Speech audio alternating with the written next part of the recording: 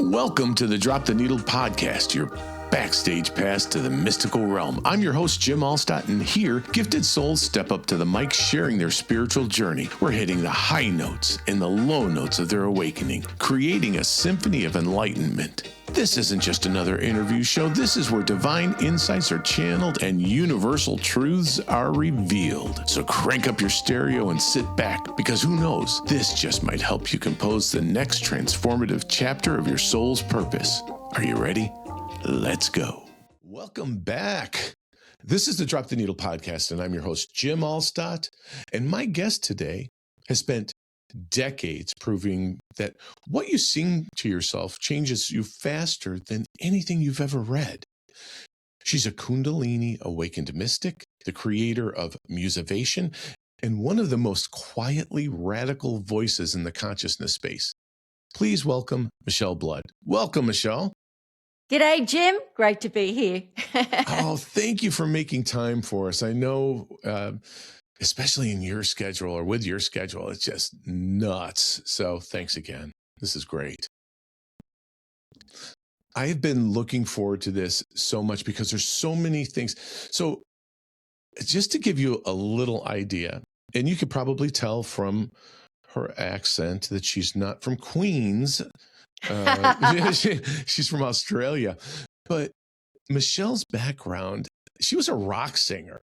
I mean, like sold out shows, rock singer all over the world. And man, she made a big right turn in everything that she was, what she started from as far as her career is concerned, to where she is today. And it's really, really cool. So I had told Michele before we started that I really want to just dive in because I have so many questions and I think that they're important and I want everyone to know about her. So you were a rock singer, like I said, in Australia, and that was your identity, your whole creative world before the accident.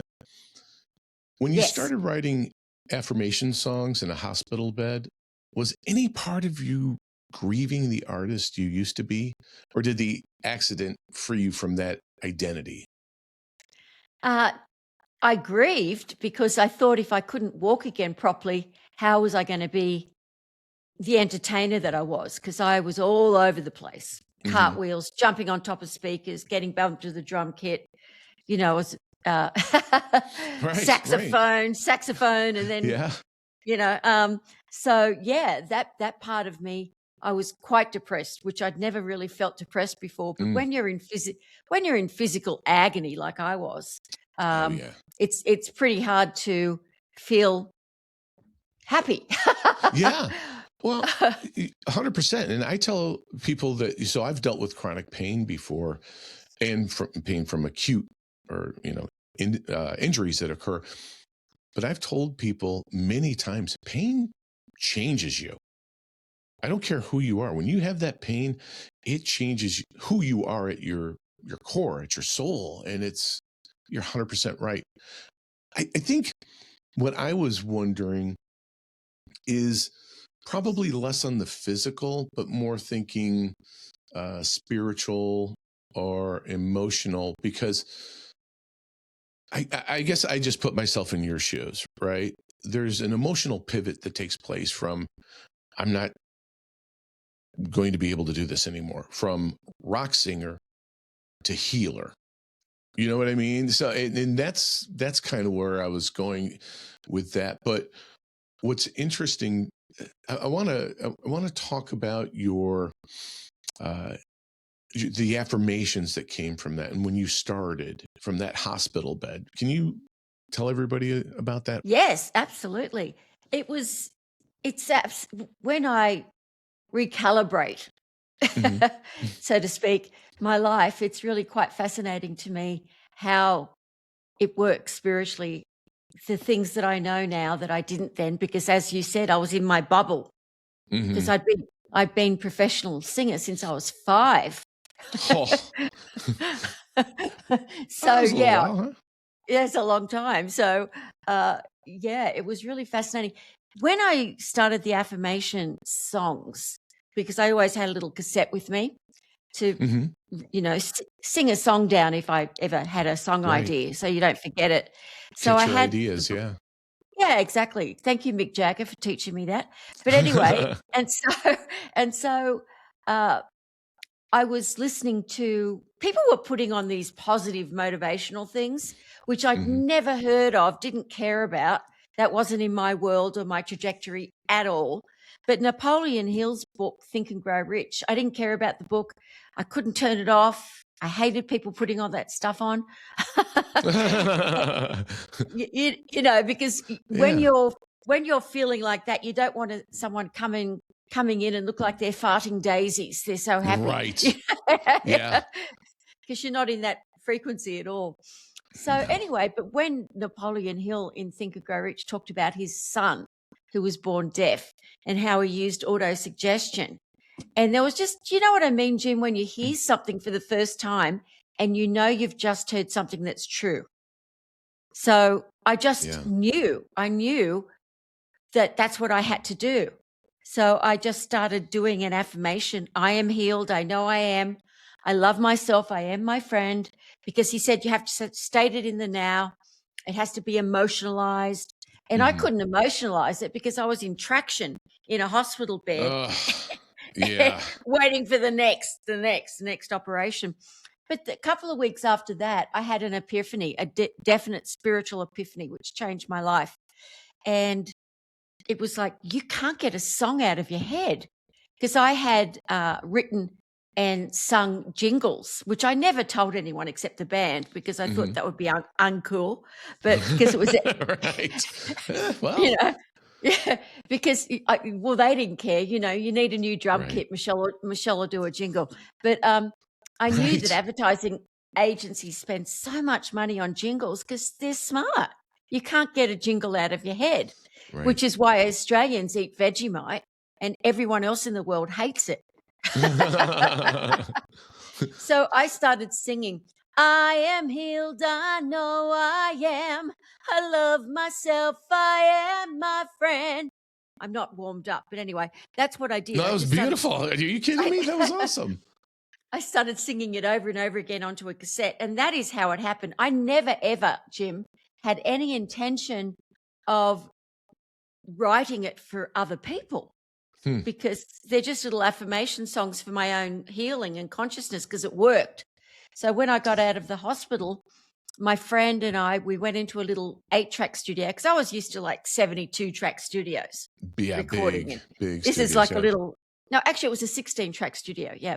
And just started writing all these affirmations just for me and my band, because I said, if this worked so well to heal me and get me into such a positive state of mind, imagine what we can do. The band could go huge. We could really go far if we're all super, super positive. So that's how it happened. But then the media found out about it, and then they started asking me to sing at these big events, and that I didn't want to do, but it was really good money. So I told my band, I'm going to tour Australia with these people, Deepak Chopra, Wayne Dyer. You guys ever heard of them? Yeah. They're like, no, I haven't heard of them.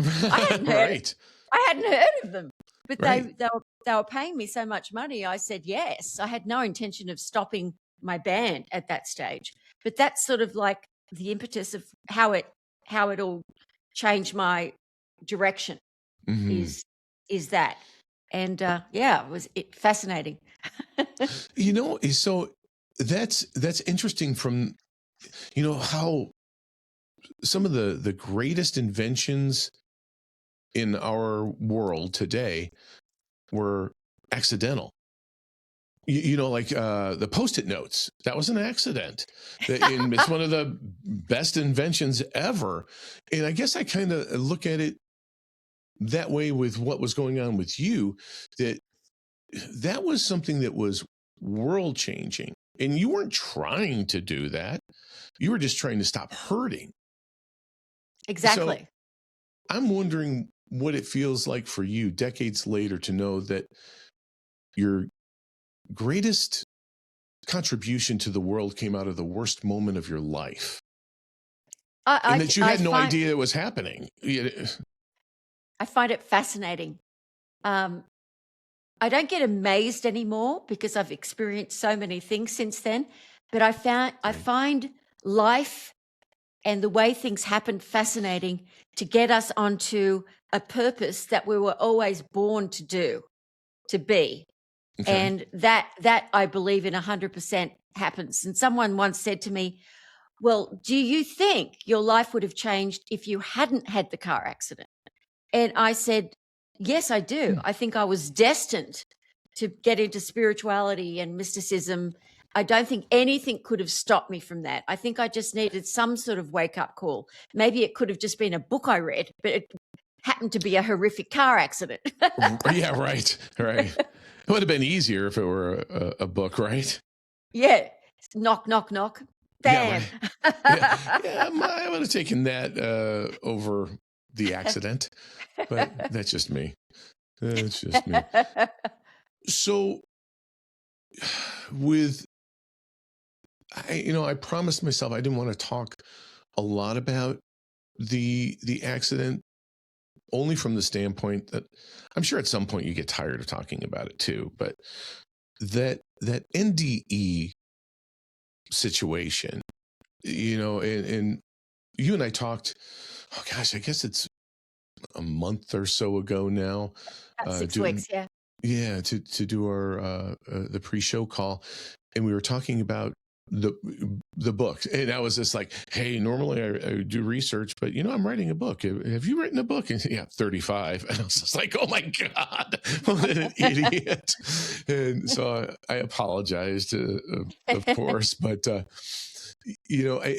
had mentioned in that I have that in my book about NDEs and what that does to people. And oftentimes they come back with a completely different perspective on life in general and how they're going to live life. And the things that we're worried about are not the things we need to worry about. Was that something that was going on with you during that time too? Oh, I was absolutely in such gratitude for life itself. I noticed colors better, smells. I mean, I just fell in love with the world, with nature, with everything. I was just in absolute, I'd always been a happy person, but this was beyond happy. I was just in love with life, Right. which took me on really is what took me on my spiritual journey. And working with Bob Proctor all those years in Malaysia together, that also helped me because he gave me great advice. He said, you are having all these spiritual experiences and you're talking about your heart glow and I'm just in love with everything. He said, you need a teacher, an enlightened teacher. And I'd never really thought of that because I didn't know they existed, because I thought there's Yogananda, Swami Muktananda, they've left the body. There's Jesus the Christ. There was Mother Saint Teresa of Avila. Yes. I'd read all their books. I'd started reading all their books. And I didn't realize that there would be enlightened teachers always at some stage on the planet. So I went searching for 14 years. I went to Japan 27 times. Oh, wow. Every time someone said, there's an enlightened teacher over here or in Taiwan or in India, or I would go and look for one. And eventually, the teacher and the student end up meeting eventually. So that's what happened, Yeah.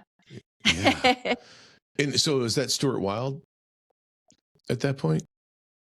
Oh, Stuart Wilde ended up being, I ended up touring with him, with Deepak, and we ended up being such great buddies, good mates, as we say in Australia. And I conversed with him and talked with him and all over the world until he left the body, a few years ago. So he was not as an enlightened teacher, though, Stuart Wilde. No. Okay. Yeah, I remember from our conversation, you had mentioned him and how impactful he was on your life, and I was just wondering if that was what you were referring to. So I apologize. No, that's okay. No, my teacher was a woman I met in America, and her spiritual name is Kundalini, and I went off the grid for 14 years when I met her. I stopped all social media. I stopped all concerts. I just studied, meditated, got totally into it until eventually I had my own awakening. And then she stopped teaching, and then I started teaching.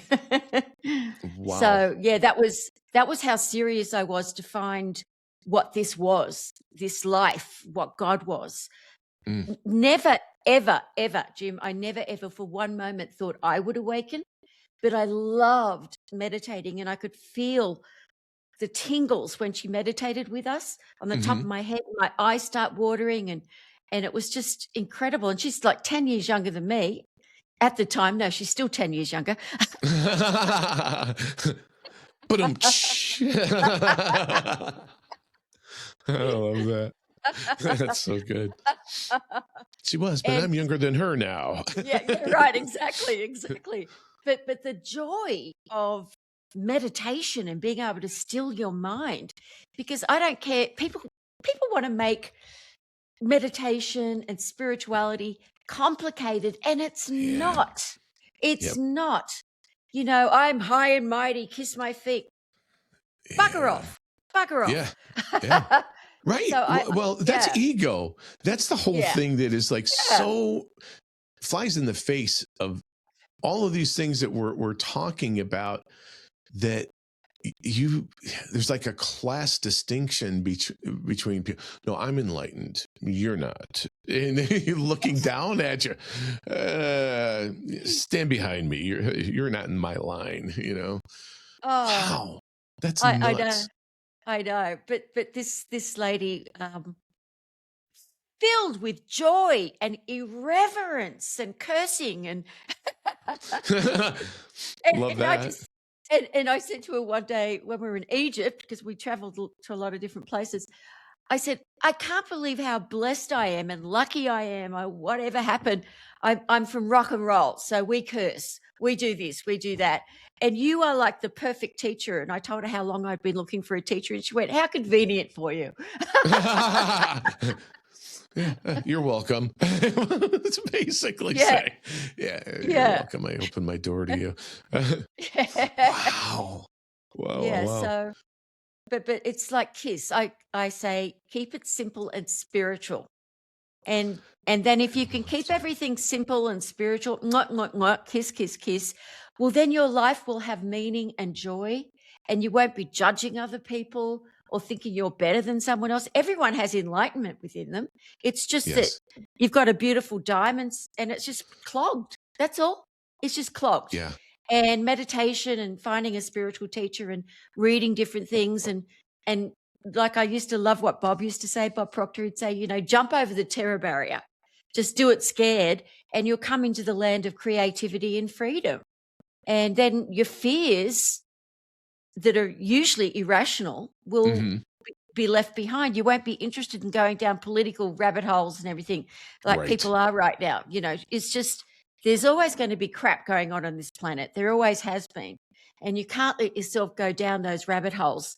And unfortunately, I love the internet, don't get me wrong, but unfortunately people can go down those rabbit holes so easily with YouTube. Yeah. And not I'm one of those people. No. I am, because I try to stay away from like news, like network news, because I just think it's a bunch of clickbait crap, quite honestly. No offense to any news people out there. Everybody has their thing, but it's almost intentional to feed fear. And I just don't care for it. But anyway, that's me. No, because bad news sells. And they know that. So, I mean, if you really need to know something, the way the universe works, someone will let you know. You'll find out somehow. Yes. It'll come to you. It's absolutely true. Yeah. In a lot of different forms, it'll come to you. Yeah. Or it can come to you. I mean, here I am in the mountains of California in this gorgeous, quiet, no one lives here, just how I wanted it.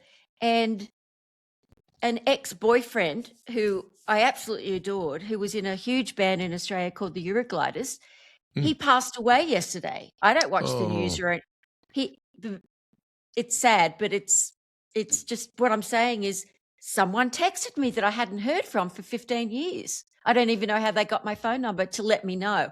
I'm just saying, if something Wow. happens and you're It- supposed to yes, know, you you'll know. you'll know. Yeah. And it was lovely, because then I could pray for him, which I love to do. I love to pray for people, particularly when they've just left the body. It's a really powerful thing to do to help them go through that Stargate. Right.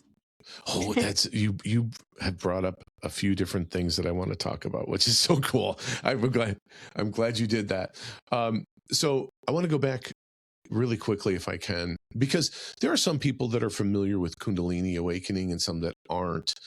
And I know that you actually wrote about it in, was it Stop Thought, that you have that, that first person account of going through the awakening, which is what we were talking about when we were on the phone, because Yeah. my book is about my awakening, and I bring it through tongue-in-cheek, comedic, mostly. That's because that's a coping mechanism for me still. So is to laugh or make fun of myself. But the Kundalini awakening, can you describe that a little bit from what Yeah. you experienced? It doesn't have to be the definition necessarily, but what happened to you? Absolutely. Absolutely. Well, as I said, I was with my teacher all those years, and I started having a flash. And I didn't know it's the beginning of the Stargate. Jesus talked about it, actually. He talked about, the needle. You have Mm-hmm. this little dot of light you start seeing when you're meditating. And Yep. and then when your thought is completely stopped, well, you get a flash. It's actually the beginning of the Stargate. And I didn't know that, because she didn't talk about that part of her awakening with us as students. But it was just incredible. And then I would wait. I would meditate until I had a flash every day after that. And then eventually what happened was, it was a Saturday morning and I was meditating, and all of a sudden this huge buzz. I can't explain. People say it sounds like bees, but I don't think it sounded like bees to me. Just this zzzz, and just rushed through this tunnel, and sort of almost like the television show Stargate, but Oh not yeah. but not like round and round and round, just straight Yeah. ahead. Right. And you're going faster than the speed of light, your consciousness. And that's the first time. And I ended up being in what looked like, because there's no thought going on, otherwise you'd end up back in your body. Just, I could see 360 degrees around me, and it looked like I was in a universe, just in space. And as soon as I realized, wow, I can see everywhere, I jump straight back into my body. So when that happens at the base of the spine, there's this Kundalini. Everybody has it, and we have it along our spine, our actual physical spine. Mm-hmm. We have an ethereal spine called the Sushumna, and that is blocked. And the chakras lie against that, except, of course, the third eye and the crown chakra. That's different. And my heart chakra, as I was talking earlier, I felt this heart glow I was talking about with Bob Proctor. Yes. Right. And that was because my heart chakra had already been partially activated through this car accident and through what I was doing. And so that's why it felt like that, because it feels like, like Rumi. If you get any of Rumi's poetry, Yes. Love it. I feel like a bird in my chest where no one can see it but me, fluttering, and that's what it feels like when your heart chakra starts to become activated. And so that means that Sushumna is starting to get cleared, because the Kundalini energy is tiny cells of vibration scrubbing that Sushumna clear. So when you have a Kundalini rush, it doesn't mean you're awakened. It just means you're going to go through that Stargate, God willing, because it's incredible. And every time you come back into your body, you're different, you're changed. And so I went through the Stargate for months before I had a full awakening. It was just absolutely incredible. And I went through a Stargate, and then I'd go through a different dimension and then another Stargate until eventually there was a lot. And then you start hearing, when you're awake, you start hearing whistling. And I started thinking that the electricity in the walls, there was something wrong, or I had tinnitus or something. Yeah, right. Yeah, but it's the sound of, it's the beginning of the sound of the Om, because the Om's not like Om. Right. Yeah, even though Yeah. that's nice to still the mind. But that's what I started hearing. And so I could meditate listening to both, like the middle of my That's and then interesting. To me, I'd it is. I'd listen to it to meditate. It helped me meditate, and then I would go into samadhi. And when you go into samadhi, it's beyond any sort of meditation you can ever imagine. It's beyond the Stargate.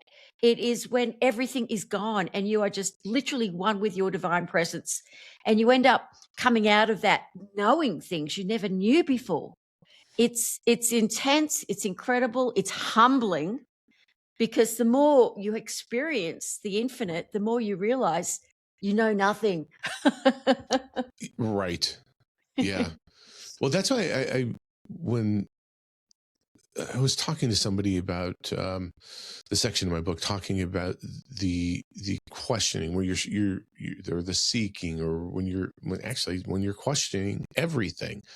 And I said, the funny thing about it is that one question and then the answer led to another 10, which led to another 10. And it just kept building and building and building until it was just like almost a surrender, where you go, okay, oh, I get it. I don't know shit. Okay, I'll stop. Whatever you want to give me and tell me, teach me, I'm here to listen. Yeah, that's why the Zen masters have the koans, because eventually it's like, I don't know the answer to that. So they keep, it's like jnana yoga, which is a really hard way to become enlightened, because the mind can then want to keep questioning. And the whole idea, of course, as you know, is to come to, there is no answer to that question, so that the mind will stop thought. It's all about stopping thought. And the Zen way of teaching is so complicated. Keep it simple, Zen guys. Yeah. Well, you know what? And so the funny thing about it is I mentioned this before we even started. Simple is my friend, because simple means that I don't get lost. It's not convoluted. There aren't different areas of interpretation. It's just a feel then. And it's not just a feeling. It is, you feel that there's a presence and a whole, or a holistic feeling of what's going on, what's happening. And I prefer that. And I am simple, and I know and I'm okay with that. But it just, I think it's a great existence. So I wanted to touch on a couple of things that you mentioned. The Shushumna, am I pronouncing that correctly? Shushumna. Shushumna, the energy. So that's an energy channel that goes along the spine, or It's parallel. Okay. Oh, parallel. Okay. It's part of the ethereal body. Okay. And the reason I ask is because I don't necessarily have a mentor like that. Mine's more of a DIY type of thing, where I'm going, okay, what is that? What is that? And then asking the question of myself to say, what am I feeling? And I usually look for some sort of body feeling. So where I wanted to go with that is, you said that you left multiple times to go to the Stargate. And you said that was like a clearing out of the Shushumna each time you went. Is that like part of it, where it has to kind of, I wanted to say burn it away or burn it off, and that sounds violent, but It's just like that clearing of but you know what I mean, right? It's like that Yeah. melting away Yeah. of It's the things. blockages in the Sushumna. The chakras are all closed. If someone says to you, like a massage person, "Oh, I can feel that your chakras are blocked," of course they are. Yeah. You can't unblock a chakra through anything except meditation or finding a teacher that will transmit that light. So as they're transmitting that light, you can feel the tingles that's going through your brain, and Yes. it is attracting the Kundalini to come up the spine. Hmm. And it's like everything that's ever been taught about Kriya Yoga. Kriya Yoga was simply allowing you to remember that both nostrils have to be clear, because along the physical body, there's a physical spine, there's two nerves, the Ida and the Pingala.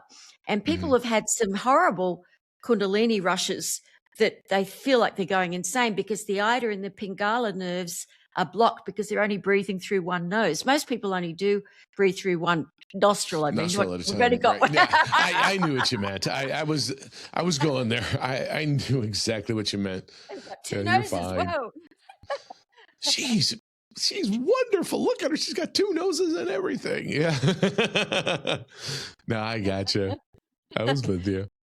Yeah, so when you have a Kundalini rush, that means that you have managed through hard work. If anyone tells you that meditation's easy, they're selling you something. It's not. Yeah. Yeah. And so eventually what happens is, but it's worth it. It's worth all the effort because it's incredible.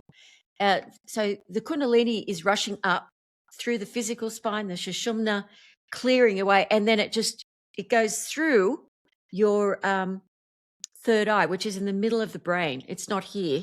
It's the middle of the brain where that looks sort of like a swan. The brain's The there. pineal. Yeah, exactly. And then you go out through there, and you go through the Stargate. But then when you come back, the Kundalini comes down again. You haven't had a full awakening yet, but yes, it has cleared a lot of the Sushumna so that the other chakras can become activated, because they all have to be activated for you to have an awakening. So you had mentioned the thoughts stopping, and that you can't have an awakening until your thoughts stop, right? Is that what did I hear that correctly? Okay. Exactly. Wonderful. Wonderful. So this is my question on that, because I've been meditating not nearly as long as you, but I've been meditating for about 6 years. And Oh, lovely. And I'll tell you what, it is one of the best ways that I can think of to start my day every single day. And it doesn't have to be some extravagant, 3-hour meditation. It just is my intention, and it just starts my day. And so one of the things that is brought up through a variety of teachers out there, or a number of teachers out there, is the fact that they'll say thoughts come in like clouds and they pass through. You recognize them, and I think even Ram Dass was saying, the thoughts never really, that voice never really stops necessarily, but it'll slow down. And Yeah, I can. that's because he took too much acid. Well, yeah.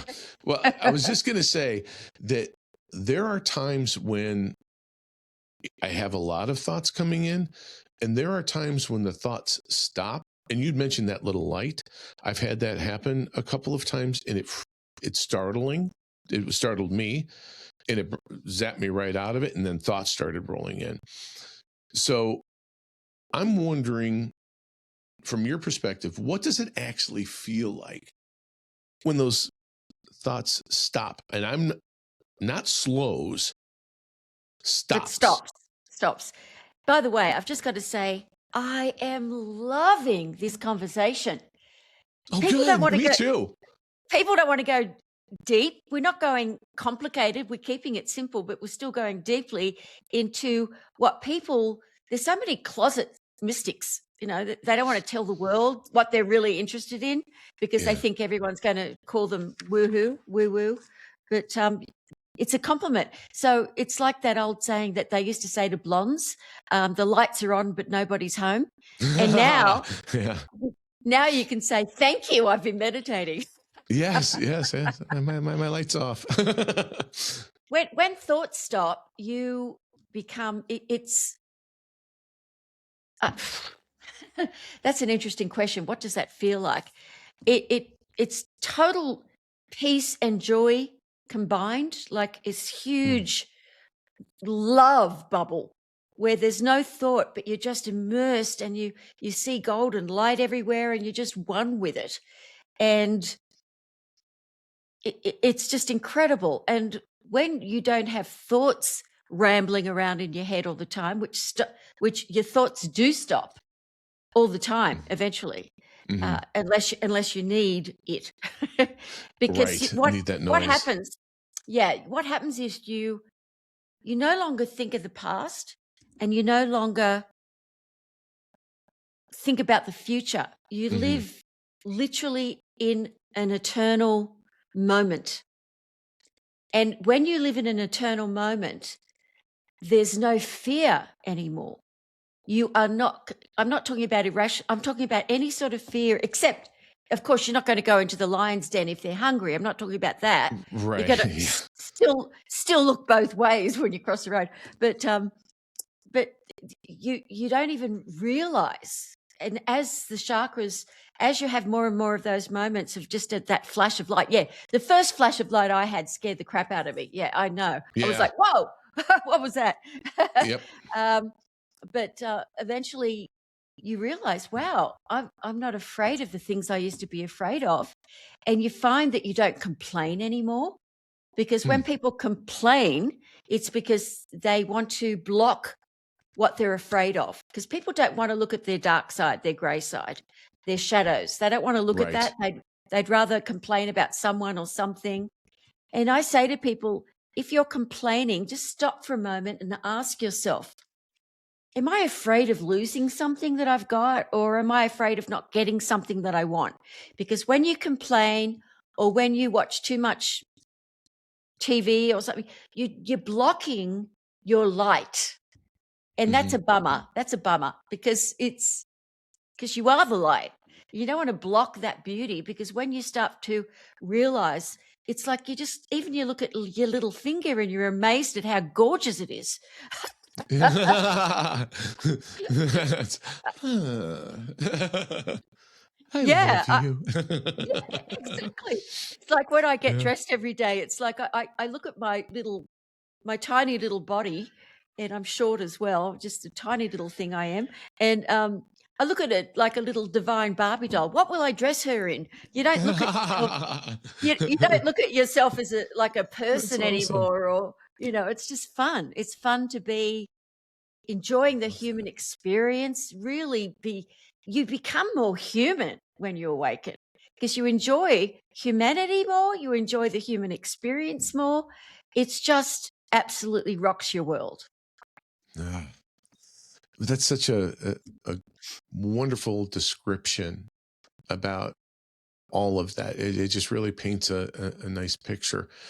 And so I'm thinking about the meditation again, and you talk about thought stopping. And of course, this is one of those instances where I say one question leads to 10 more, and I'm like going boom, boom, boom in my head. I've got, what about it? I wonder how this connects. But I know that you said something that I don't hear very often, and it's don't meditate focusing only on the crown chakra. Oh, no. And that surprises a lot of people, because they say, I have to open my crown chakra to let everything in. So I wonder, what actually happens energetically when someone bypasses the lower centers and they push on right on through right up to the top, which is your crown chakra, and they eliminate all of the lower to mid chakras. I love you, Jim. What a great question. Wow. Kissing you, even though we're not in person. Mwah, mwah, mwah, for that question. You. Okay.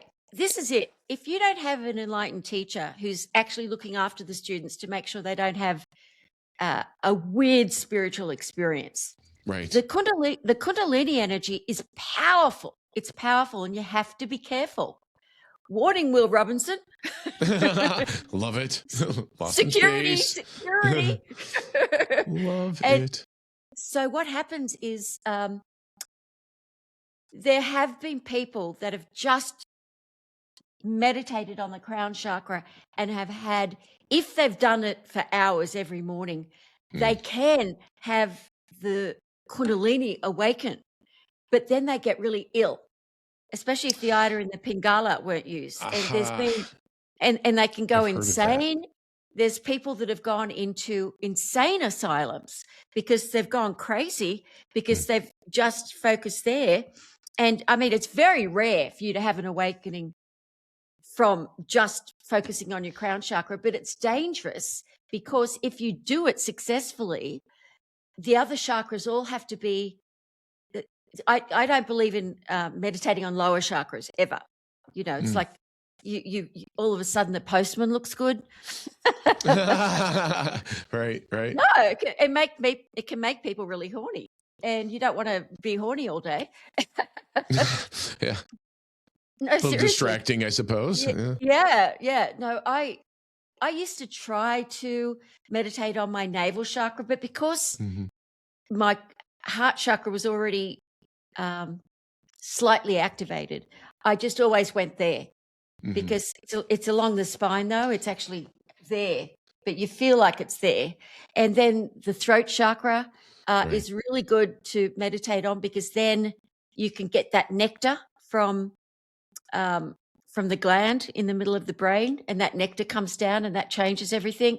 And then the third eye, of course. But sometimes you can't help yourself. If you're getting a lot of tingling on the crown chakra, if you are going to meditate on the crown chakra, just visualize light is like tiny raindrops of golden light shredding through from above. That's a safer way of doing it. If you can't help yourself and it's just tingling and you're just focusing there because you're feeling the tingling, well, just visualize it coming down through the crown chakra and then coming out of your heart chakra, and just visualize light is going around you 360 degrees clockwise. Okay. And then it's just filling the room, and then that it's going down through the body. And this is a really good way of healing your body too. And it's releasing anything that doesn't belong in your body. So that way, what the ethereal body will feel the cancer cells, will feel everything first. If you can make sure that your ethereal body through meditation, then your body doesn't get ill. It's incredible how it works. I've seen miracles happen everywhere around the world through people learning these techniques and doing them themselves. You don't always have to have a teacher. You can do this yourself. Everyone has the power within them to create and manifest and heal. We all have that power. We all have enlightenment within us, and we have angels. And if you know, I've just finished after 2.5 years a prayer app which has morning meditations and prayers for angels. I love that. And you know, people just love it, absolutely love it. And I've turned it into a book now too. I'll just give a little plug, trueprayerapp.com. You can get a free prayer every day. And I love that. Actually, I have that actually, now that you mentioned it, because I have I have 2 of your other apps. Oh, okay. Yeah, we love doing the apps. I think they're great. It's so convenient, by the way. Yes. Sorry, Yes. that was not intended to be a plug. It was automatic. I was thinking, where have I heard that? I've heard that because I've seen it. That's why. Yeah, that's why. So I want to ask you something, and I think it might be connected a little bit. The mystical experience activation that I've heard about. Now, that's a transmission or light activation that you conduct these mystical experiences or a mystical experience activation at your summits or retreats and things of that nature, right? And is it done Yes. typically during live settings Yeah, or well, in live settings? I've got one happening in April in La Jolla, down in La Jolla Cove, in a Okay. Oh, beautiful you area. told But me about that. Oh my gosh, yeah, yeah. That and sounds then beautiful. every week I put on. I've got students, or call them members or students, Hmm. from the mysticalexperience.com. And some of them have been with me forever, for years, and they're having their own awakenings. And they're from all over the world, and they're the nicest, fun people. And we have these Zooms. And then I also do, every 2 weeks, I do a free Zoom to the public and teach them about Kundalini awakening. And I transmit light and do prayers. We do affirmation songs, and we just have That's a cool. blast. We have a blast, because that's the way, rather than attempting to teach people and be really serious about it. Yeah. The best way to teach people is to have them laughing and joking, Yep. because then they're not thinking, then they're enjoying themselves, and they're more, Experiencing. they're more open to experience what is being transmitted as we joke around and talk. I And love it's that. it's beautiful. It's beautiful. And I've met these people. They're soul family now, and it's like anyone I meet, I adore. I can't help myself, because all I'm communicating with is the light within them. And if someone's suffering and they're not happy or they seem negative, I don't say to people, "Oh, don't be around those people. They're suffering." Have compassion. Right. Don't judge people, because you don't know where they've been or what's going on. Sometimes people are just natural assholes, I must admit. Oh, But yeah. Yeah. but some humans are quite tricky. But I've lived and worked all over the world, and everybody is the same. Everybody wants to be on purpose. They want to be loved. They want to look Right. after their loved ones. They want to do things that give them purpose and bring them happiness. Everyone's the same. It doesn't matter what your culture is. So this conversation today, I just adore it. I adore it. I adore it. Well, I got to tell you, I've probably got at least 7 more topics I'd love to hit, but I know we're running out of time. But can I ask you one more question before we go into the musical section? Absolutely. Absolutely. Okay. Wonderful. So there is something that I saw that you're somewhat skeptical about. And you said that you're not convinced that more people are awakening right now than at any other point in history, which No. is flies in the face of what I hear almost on a regular basis, where, everybody is saying that that this is like a mass awakening that's happening. So what are No. you seeing that makes you skeptical of the mass awakening narrative? Well, it's just that it's not true. Other than that, nothing. I'm not skeptical. I know when people are saying they're awakened and they're doing this and that, when they're lying. Yeah. I know they're lying. I've got ex-students that say they're awakened, and I know they're lying. and it's a narrative that's going. Well, put it this way: there's a few things going on. Mhm. Let's look back in time. Let's go back. Atlantis was real, and these beings of light came to awaken the tribal people on this planet. Let's put it that way. Okay. And then Hermes Trismegistus would keep being reborn, and then he ended up being a teacher in Egypt, and all of these things happen. And if you're around, when you're oscillating at a certain frequency, or you're interested in a certain frequency, you are going to read things that are in that frequency. You're going to meet people who are interested of that particular topic. Yeah. It's like when you just buy Law of attraction is essentially at that point. Yeah. You just bought a white Volkswagen, and then you see them everywhere, Yeah, right. I've never seen this before. Yeah. So there's always been awakenings on the planet. There's always been enlightened teachers, but Right. some enlightened beings don't teach. I mean, I've got 2 friends that are enlightened, and one of them, when he awakened, he thought he was going to be a teacher. And his divine said, "No, you've got to go into banking, because that's where we need the light, because there's too much crap going on there." And so Ooh. he's quite big in the banking industry, doing his best to send light to where there's corruption. So, I mean, it happens all the time, but it's just that now there are 8 billion people on the planet. So how many of those people that we're still in a low evolution? If we were not in a low evolution, there would not be wars. There wouldn't be all the suffering that's going on in the world.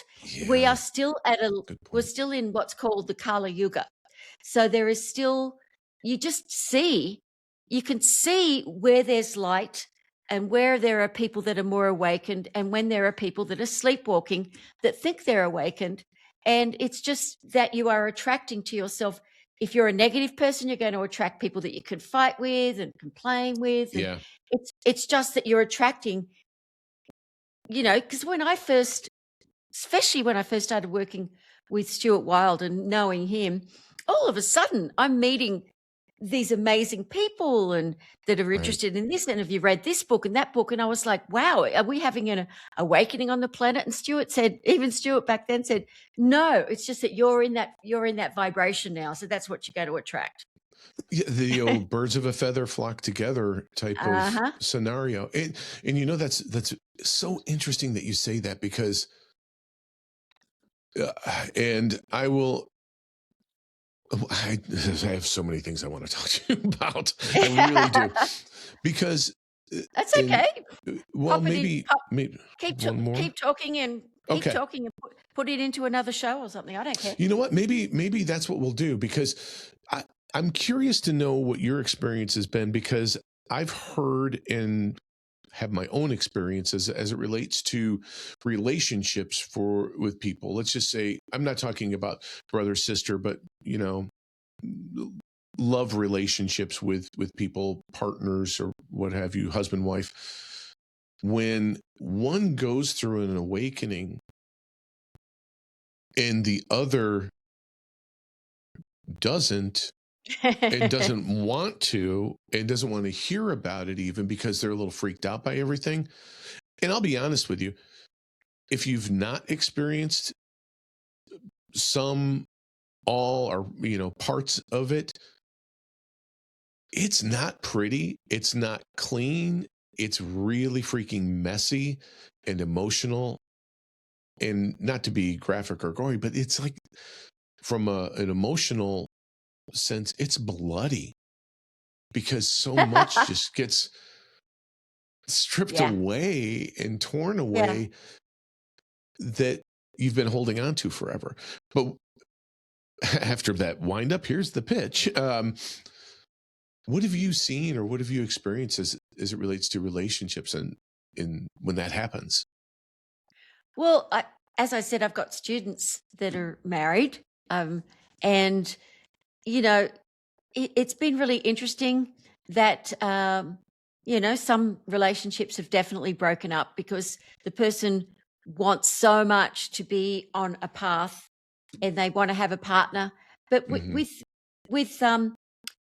two of my male students, they're probably in their 50s, and they're going through their own awakenings and meditation, and I speak to a lot of them, and we do one-on-one Zooms, and they'll talk to me about it. And I just say to them, well, don't tell your wife. You don't have to talk about it. Just say, I enjoy this. It's good for my health. It's good for lowering my blood pressure. And I enjoy doing it. And don't go too deeply. Don't try to get on a soapbox and don't say, oh, you got to read this book. Or it's like when people say, oh, I know someone who needs you, Michele. And I'm like, well, if you ever say that, it's because you need it. They don't. Right. Put the mirror right up in front of you, right? Yeah, exactly. So these two men have managed to, their wives are actually happy because they're happier people now. And they're making more money because that just happens. You just have more success. And other people, for me, I lost all sex drive. So I haven't had a relationship in many, many years because I don't want one. I don't need one. I've got one with my higher self and with all these beautiful people that I meet that I just absolutely adore. But I find it with the younger students that I've got, they definitely break up a lot of relationships because they're like, I don't want that. I don't want that. And, Yeah. it just doesn't work for them because they're not in the same frequency anymore. And if you don't have kids, why stay with someone that you don't have anything in common with anymore? Yeah, and yeah, I get what you're saying, because I was just talking to someone the other day, because doing the audiobook for the upcoming book release. Yeah, thank you. But we were talking about it, and then the spiritual awakening, and that was a end of a relationship for that person. And I said, I can speak from my own circumstances or my own point of view, and that is it's definitely been stressful on the relationship, because there's not an understanding. And believe me, I think initially I was like, oh, you should try this. It just feels so good. I wish I could do this all day long, type of thing. And then I realized how that was landing, because sometimes I'm self-aware and I can get the hint, but I just realized that, okay, stop. But here's the thing, that when it becomes almost like animosity towards that, like, why are you doing that? And it's like, I'm not doing anything wrong, but you're spending time doing that when you could be doing something else. You could be like, what should I be doing? Well, you could be doing anything other than that. You be doing something with me. What would you like to do? That type of thing, that it becomes, well, you're being selfish. And my response to somebody that tells me that, that they're experiencing that from a partner, or they think I'm being selfish if I'm spending my time meditating or in spiritual pursuits. And I said, well, are you feeling better? Yes. No, isn't you feeling better good for your relationship? Isn't it good for your family? Isn't that is the best version of you the best thing for your family and those around you? Well, yeah. And they said, so I don't understand that. There's something else to that. And I said, I don't know. But then I've had some people say that their significant others have asked them to stop doing that. Ah, wow. Stop, because I don't like the person who you are anymore. Yeah. And I don't, have you ever heard that?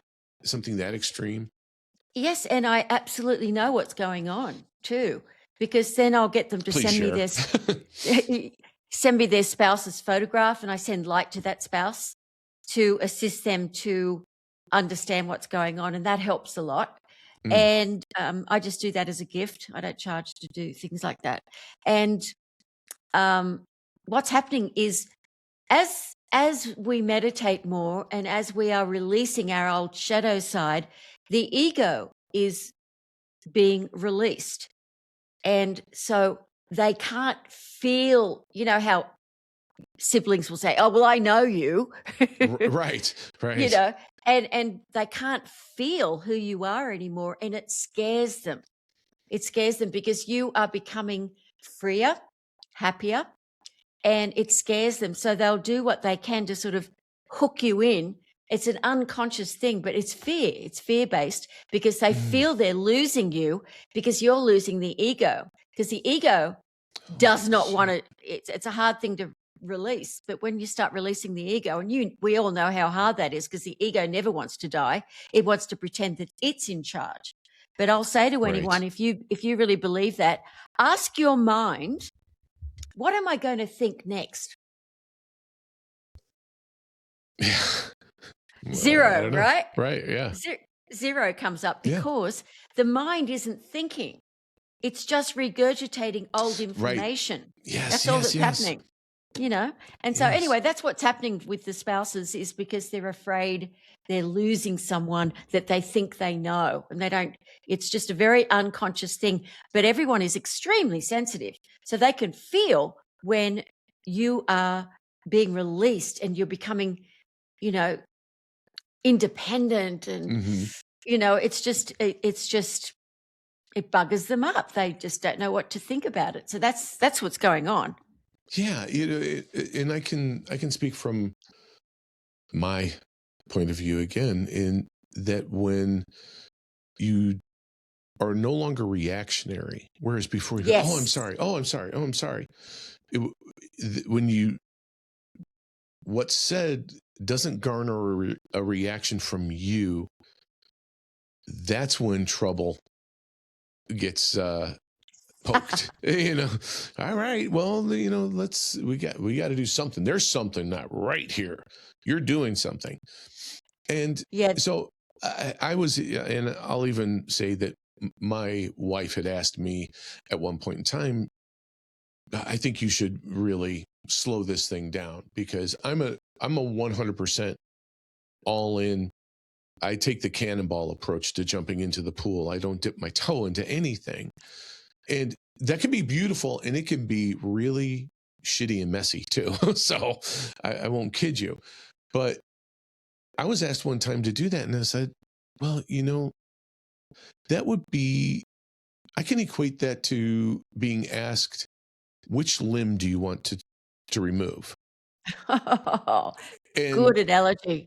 But it is, because it's not something that I do, it's something that I am. And I don't know if that registers with a lot of people, because it isn't, even though you can call it a meditation practice, what I get from that, what I receive in that time spent, is who I am. So why wouldn't I want to do that? Yeah, I just know that the purpose in life is enlightenment. There are souls waiting to be here, because we've been given the perfect situation to have an awakening. And I don't think anything else is important to anyone, because I know people are tricky.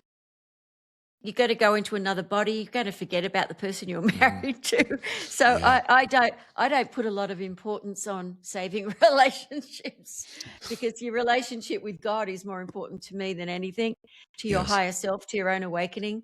Mm-hmm. So I'm probably not the best person in the world, but I can explain why it happens. But I'm not. I loved your explanation. When you said that, I was just like, holy shit. That's it. Well, you talk about such a low vibrational emotion, fear, loathing, shame. That I don't know how much lower you get. Yeah. It's down there. So that makes a lot of sense to me. But and anyway. There's something that you said that's a really good point too, Jim, is people sometimes want to. I wrote a book with Bob Proctor called Be a Magnet to Money Through the Sea of Unlimited Consciousness. Through the Sea of Unlimited Consciousness, the second section is all about the different levels of consciousness, so you can see where you're at. Because so a lot of people think they're in higher in consciousness than they are.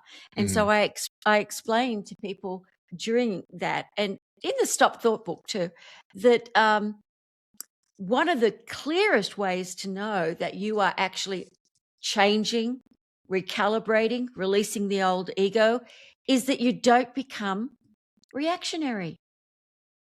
That's such a great point, because your ego doesn't need to be right all the time. If someone says something and you disagree with them, you don't say anything. Just let them. Yep. Yes. Oh. It's yeah. That's about the response I get. Huh. Okay. Yeah. And people really get more contrary the less reactionary you are. Yes. Yeah. They get more and more contrary, because they want to hold on to something, and they want to create, when they're not feeling what they used to feel when drama isn't being created instantaneously by the woman or the man. When drama's not being created, they want to do something else to create a drama because it's energy. Everybody Yes. at an unconscious level want to feel energy, and drama and fighting. You get hot, literally, and you've got Yes. energy Yep. going on. But then afterwards, the person goes down to a lower oscillation than they Crashes, were yeah. originally at, and so then they'll do whatever they can to get that feeling again. And so drama is recreated, and it's just a Groundhog Day situation. Right, right. Yeah, that's it is. And it's amazing what the brain does, as far as looking for familiarity. And with that being the case, it could be so, which brings me to the point where your familiarity or comfort level inside your brain can be whatever you choose it to be. If it's happiness, joy, love, light, or anger, control, it's your choice. You get to choose what the familiar story or pattern is in your brain. Well, I think that's why the saying is familiarity breeds contempt. Oh, yeah. Where did it come from? It came from, that's what happens. And, Yes. and people are tricky because, the thing is, I say to people, if someone is sitting down with you and just talking at you all about themselves, they are vampires. They are draining your energy without realizing it. So if someone is continuously just wanting to get your attention, whether it's at work or at a party or whatever it is, you just say, "Oh, look at the time, I've got to run." You don't. It's not being rude, Right? Because they're unconsciously wanting to. People can feel when you're at an oscillation or joyful. People like happy people. They like to be around happy people, but they're a little bit contemptuous of them at the same time. So they want to find out what's going on. And when they can't find anything, so I say to people, don't act mysterious because that will make them want to get in even more.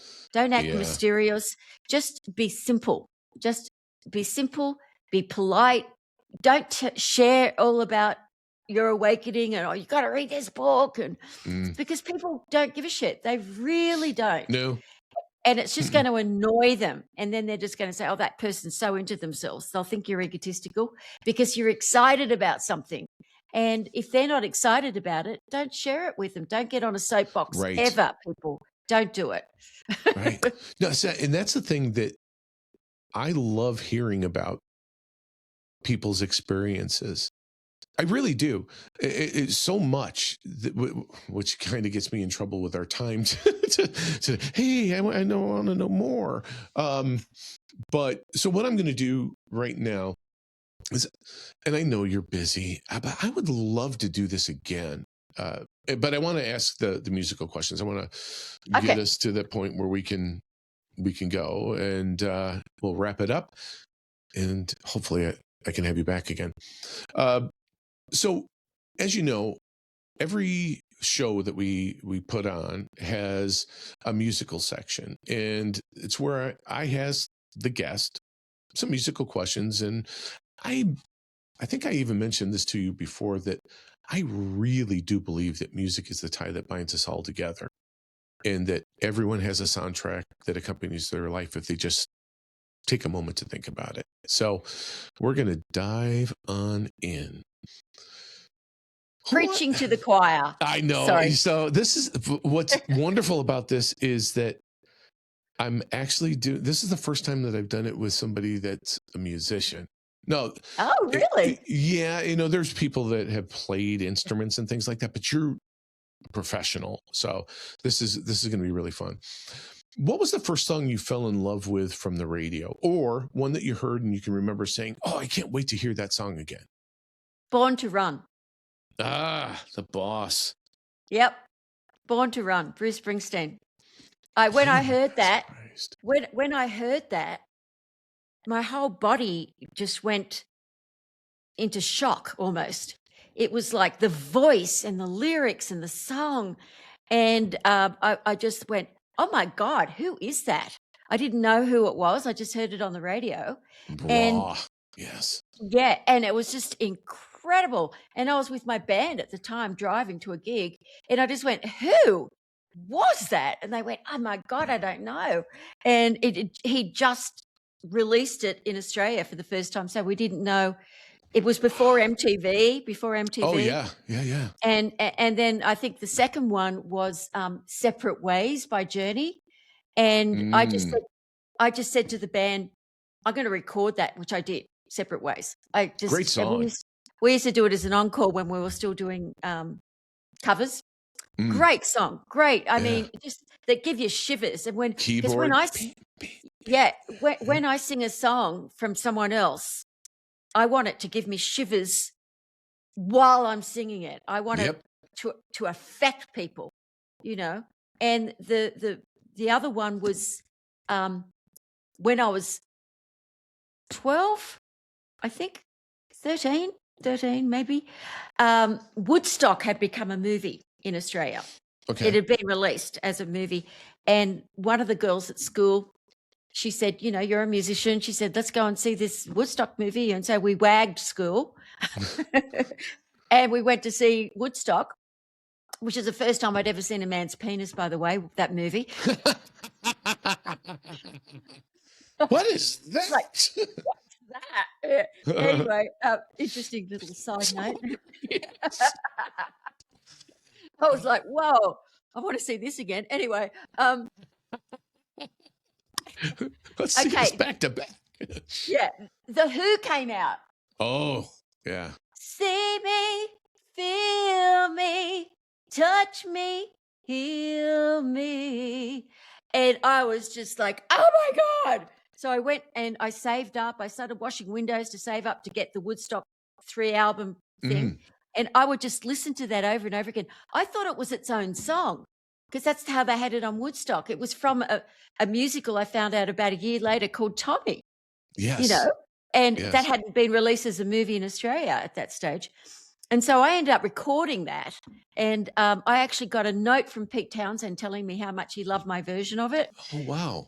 Because I had to get the rights to call it See Me, Feel Me. You can watch it on YouTube, my song doing that. And when I sing it live, I just about faint because it's all about God. Listening to you, I hear the music. You know, I mean, the lyrics are all about God. And it's because Tommy is about the deaf, dumb, blind kid, you know, who had an awakening.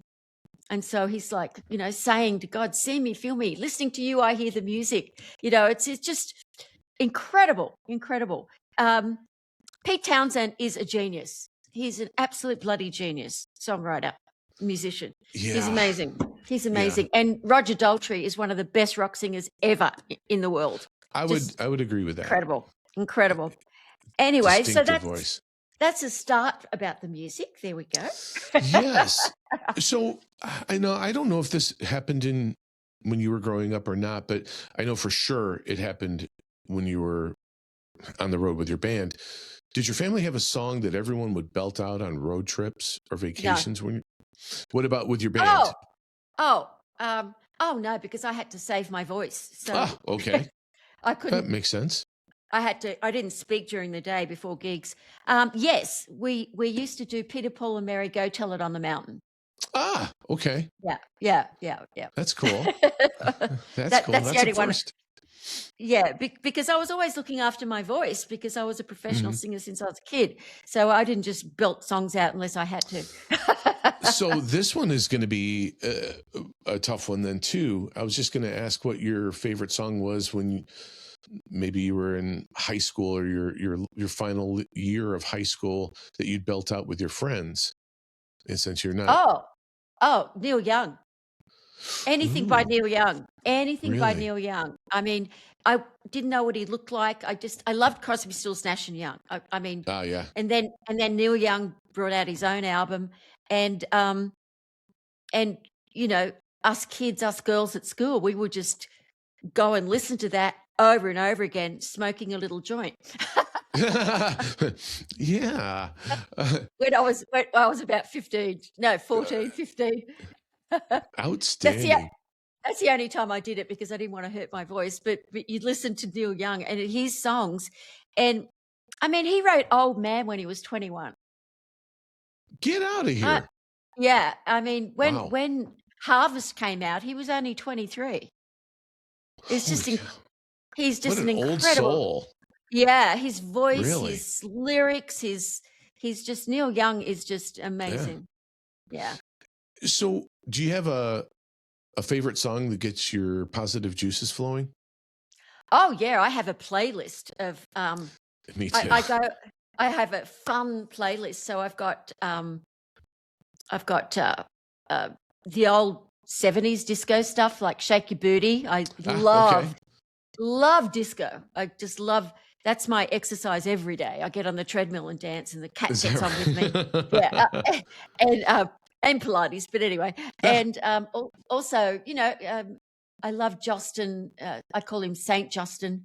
Not Bieber, the other one. What's his name? Timberlake.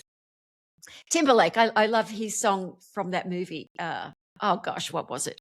It was just such a fun song. And I know so which one you're talking. Yes, I know which one you're talking about. Yeah, the feeling. Get that Yes. feeling. Yeah. Dance, dance, dance. And Yep. I also love Happy by Pharrell. Pharrell. I Yeah. love that song. I love that song. When I do an event, I always play those two and get everyone up dancing. It'll do it. Those are songs that do it. Yeah, and then I teach everyone how to do the bump. Oh, okay. So all you have to do is go to a KC and the Sunshine Band concert one time, and you see that.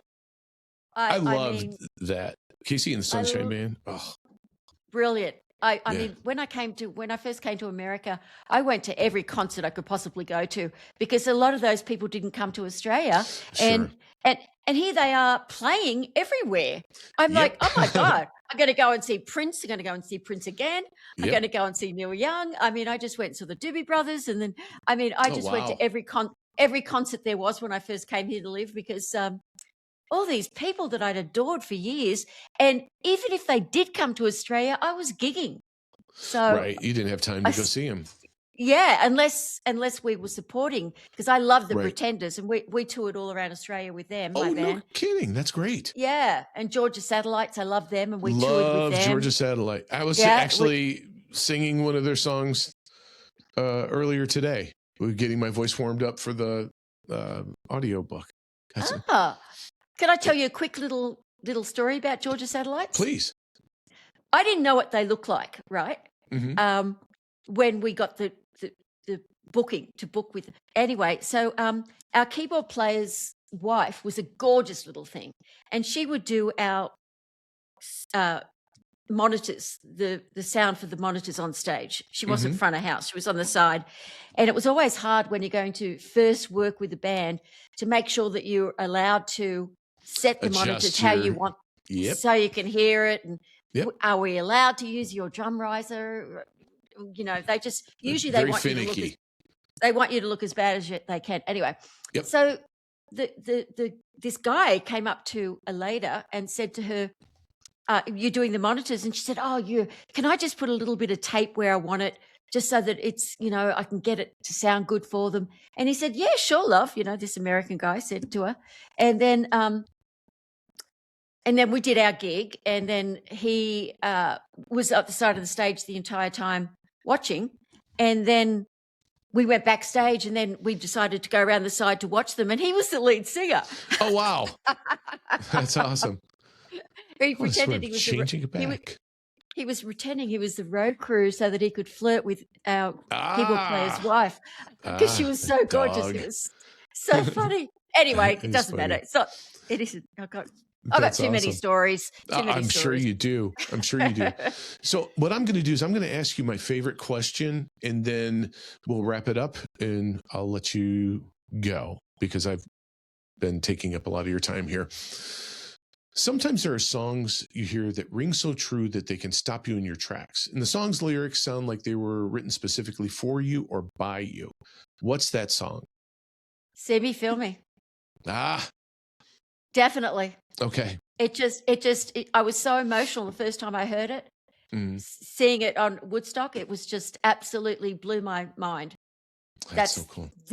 That's because it's all, I didn't realize it was all about God, but it was just the way Roger Daltrey sang it and everything. It just made me extremely emotional. And I was only 13. Wow. That's so cool.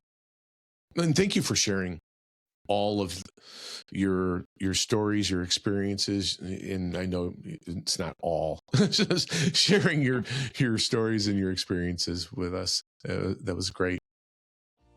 Well, it's just about time to cue the music for today's episode, but don't forget to like, comment, and subscribe to the Drop the Needle podcast to stay up to date on our latest episodes. I'd also like to take a moment to thank everyone again for tuning in today, and I hope you enjoyed this episode of the Drop the Needle podcast. I would also like to thank our very special guest, Ms. Michele Blood, for being on today. Michele, can you let everyone know how they can get in touch with you? Yeah, I've got my Stop Thought is an audio program, but hours and hours and hours, because it was like 15 years worth of teachings. Mm-hmm. And it's absolutely amazing. I'm going to give that away for free. And one of my favorite albums that I did, Bob Proctor actually wrote 3 of the lyrics in the Songs for Success. They can have all of that for free if they just go to micheleblood.com/drop the needle. That is fantastic. And you know what I'm also going to do is I'm going to ask for all of your socials and apps. So do you have like a link tree or something that I could put in to the show notes? Yeah, you can just go to trueprayerapp.com, and it actually has the list of all the different apps and everything. Perfect. On there. So you can just go there. That's and perfect. there's a lot of freebies up there too. I noticed that with your apps. I thought it was very generous, actually. I was like, oh, what a nice thing this is. So, and thank you again for being Thank you, Jim. I just love you. I think you're amazing. Oh, thank you. All right, my Drop the Needle posse, like Billy Joel says, from the highs to the lows to the end of the show, this is the end of our show. Until next time, this is Jim Allstott wishing you infinite health, happiness, and the perfect playlist for your life. Thank you again for being the best part of us. Catch you next time.